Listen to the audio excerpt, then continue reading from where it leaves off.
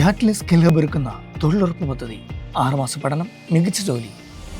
ഡിവിഷനെ വിഭജിക്കാനുള്ള ഗൂഢമായ നീക്കത്തിനെതിരായി കേരളത്തിലെ എംപിമാരുടെ യോഗം ഇന്നലെ ചേരുകയും അടുത്ത തിരുവോണ നാളിൽ പാലക്കാട് ഡിവിഷൻ ഓഫീസിന് മുമ്പിൽ ഒരു ഏകദിന സത്യാഗ്രഹം സംഘടിപ്പിക്കാനും തീരുമാനിച്ചിരിക്കുകയാണ്.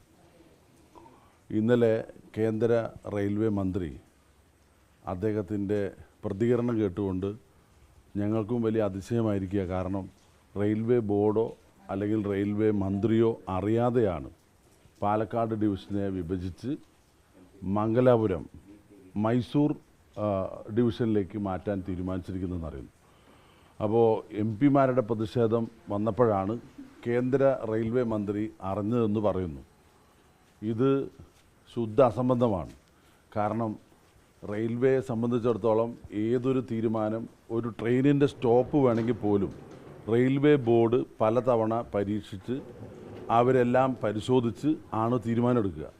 അപ്പോൾ ഒരു ട്രെയിനിൻ്റെ സ്റ്റോപ്പ് പോലും റെയിൽവേ ബോർഡിൻ്റെ അധികാര പരിധിയിലിരിക്കുമ്പോൾ ഒരു മേജർ റെയിൽവേ ഡിവിഷൻ, അതും സൗത്ത് ഇന്ത്യയിലെ ഏറ്റവും കൂടുതൽ വരുമാനമുള്ള ഒരു ഡിവിഷൻ വിഭജിക്കാൻ തീരുമാനിച്ച കാര്യം കേന്ദ്രമന്ത്രി അറിയാത്തതുപോലെയാണ് പ്രതികരിച്ചത്. നമുക്കറിയാം, 2 വർഷം മുമ്പ് ഇതുപോലൊരു നീക്കം മംഗലാപുരത്തെ BJP MP-യും അവിടെ നിന്നുള്ള ഒരു കേന്ദ്ര മന്ത്രിയും ഇത് പരസ്യമായി പ്രകടിപ്പിച്ചിരുന്നു. ഒരു റെയിൽവേയുടെ റിവ്യൂ മീറ്റിങ്ങിൽ ഏകദേശം തീരുമാനം ഉടനെ എടുക്കുമെന്നുള്ള രീതിയിലാണ് അവരന്ന് അവിടെ പറഞ്ഞത്. ആ വിഷയം പുറത്തറിഞ്ഞ ഉടനെ തന്നെ കേരളത്തിലെ MP-മാരും സ്റ്റേറ്റ് ഗവൺമെൻറ്റും എല്ലാം ശക്തമായിട്ട് ഇടപെടുകയും കേന്ദ്ര റെയിൽവേ മന്ത്രി അന്ന് പാർലമെൻറ്റ് നടക്കുന്ന സമയമാണ്, ആ പാർലമെൻറ്റിൽ പറഞ്ഞു അങ്ങനെ ഒരു പുതിയ ഡിവിഷൻ രൂപീകരിക്കാനുള്ള ഒരു പദ്ധതിയും ഒരാലോചനയും നടന്നിട്ടില്ല, പാലക്കാട് ഡിവിഷൻ വിഭജിക്കുന്ന പ്രശ്നവുമില്ല എന്ന് അസന്നിഗ്ധമായി പാർലമെൻറ്റിനെ ഞാൻ അറിയിപ്പിച്ചു. ഈ പാർലമെൻറ്റ് ഇത്തവണ പാർലമെൻറ്റ് കഴിഞ്ഞ് 4 ദിവസം കഴിഞ്ഞപ്പോഴാണ് പാർലമെൻറ്റ് അംഗങ്ങൾ നിരന്തരമായി റെയിൽവേ മന്ത്രിയുമായി പല ആവശ്യങ്ങൾക്ക് സമീപിച്ചതാണ്. അപ്പോഴൊന്നും ഒരു സൂചന പോലും നൽകിയില്ല.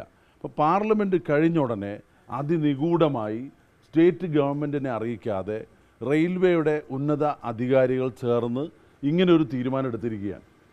ജനാധിപത്യ സംവിധാനത്തിലുള്ളൊരു ഗവൺമെൻറ്, ഫെഡറൽ സംവിധാനത്തിൽ പ്രവർത്തിക്കുന്ന മറ്റ് സ്റ്റേറ്റ് ഗവൺമെൻറ്റുകൾ, ഇവിടെ നിന്നുള്ള ലോക്സഭാംഗങ്ങളും രാജ്യസഭാംഗങ്ങളും ഉൾപ്പെടെയുള്ള ജനപ്രതിനിധികൾ 29 പേരുണ്ട്.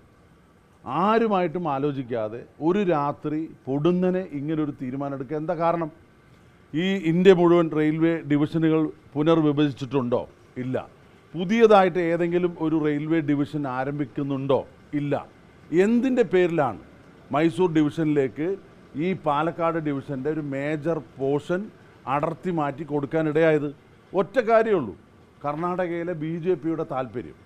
കേന്ദ്ര ഗവൺമെൻറ് എല്ലാ സംസ്ഥാനങ്ങളെയും ഒരുപോലെ കാണേണ്ട ഒരു സാഹചര്യത്തിൽ കേരളത്തെ ഒരു രാഷ്ട്രീയ മുതലെടുപ്പ് നടക്കില്ല എന്ന് മനസ്സിലാക്കി കർണാടകയിലൊരു രാഷ്ട്രീയ മുതലെടുപ്പ് നടത്താൻ അവിടെ നിന്നുള്ളൊരു കേന്ദ്രമന്ത്രിയും അവിടെ നിന്നുള്ള MP-യും ഇന്ന് പത്രമാധ്യമങ്ങളിലൊക്കെ ഉണ്ട്, വലിയ ആഘോഷമായിട്ടാണ് അവർ ഇത് പിടിച്ചെടുത്തു അല്ലെങ്കിൽ മുറിച്ചു വാങ്ങിച്ചു എന്നുള്ള മട്ടിലാണ് അവിടെ പ്രചരണം നടക്കുന്നത്.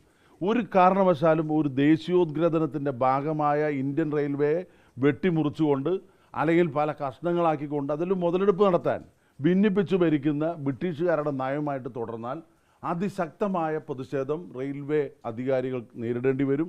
അതിൻ്റെ ആദ്യപടിയായിട്ടാണ് ഇന്നലെ UDF-ൻ്റെ MP-മാരുടെ ഓൺലൈൻ യോഗം ചേർന്നത്.